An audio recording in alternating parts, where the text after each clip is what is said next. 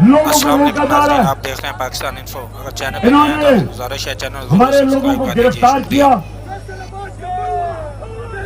लोगों को घरों में रात को दीवारों के ऊपर छलांग मार के पुलिस वालों ने हमारे लोगों को पकड़ा।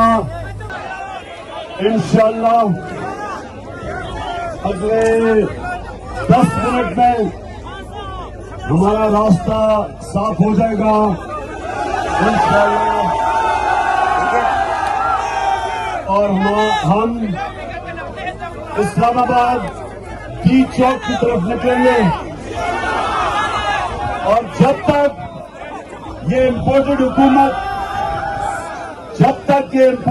हुकूमत इलेक्शन का ऐलान नहीं करती, हम इंशाअल्लाह डी चौक पे बैठे रहेंगे।